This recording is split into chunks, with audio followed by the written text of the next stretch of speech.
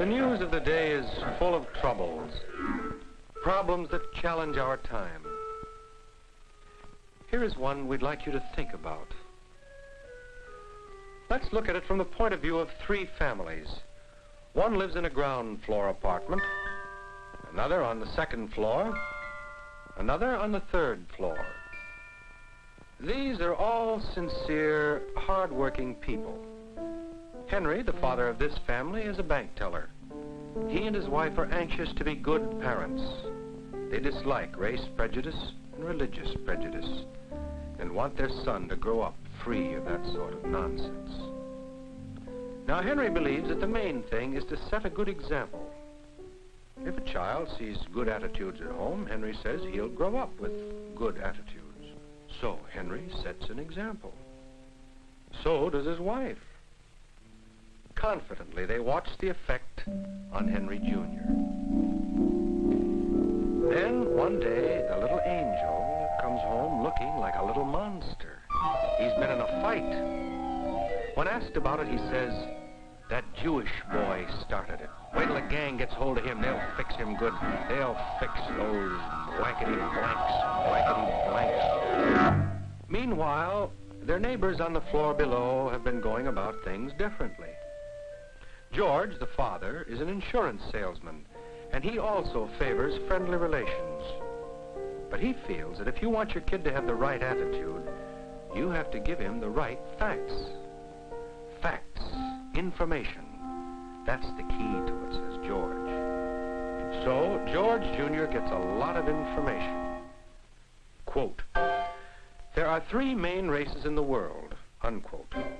Quote, "All three races have made important contributions to culture and civilization," unquote.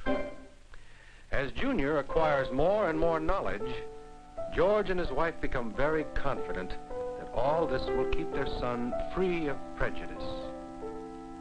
But one day the bookworm turns. Junior comes home looking like a little tramp. He's been in a fight, and he explains it this way. "Those colored kids are always starting it. Wait till I get the gang together." Meanwhile, the family on the ground floor has been going about things in a still different way. Fred, who is sergeant at arms at the courthouse, also favors friendliness between races and religions, but he feels it has to be backed by law and order. So, one day when his kid uses some language Fred doesn't like, Fred tells him right away he'll be thrashed if he does it again. Junior seems to understand, all right, but one day he has a little trouble. It's those Italian kids again, those blankety-blanks. We're gonna fix them. So, Fred and his wife, George and his wife, and Henry and his wife begin to wonder what they've done wrong. They begin to watch their children more closely. They begin to see what a complicated world their children live in, full of tension and conflict. These start early for any child. From the very beginning, he hears voices of authority that say, "No, no, no." This builds resentment in any child. He learns it is not safe to let this resentment out on spokesmen of authority. So he looks for other, safer targets. Some young people find harmless ways of working off their aggressive feelings. But in others, these feelings turn into hidden hate.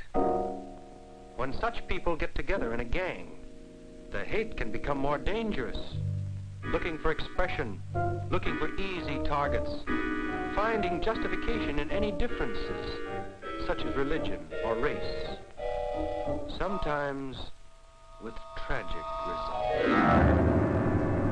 In a world in which such tensions exist, what can parents do about prejudice? We have learned to protect our children against smallpox and diphtheria.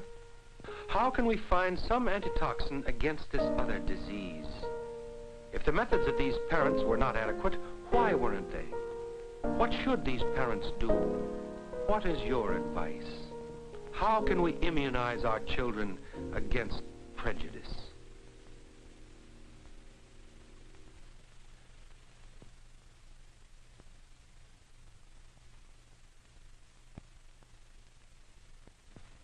problem, how can we immunize our children against prejudice, has been the subject of our discussion.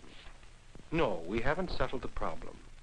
We've looked at some of the solutions that are tried by people like Henry and George and Fred, but no, we haven't quite solved the problem. So give it further thought, won't you? Because here is one of the problems that challenge our time.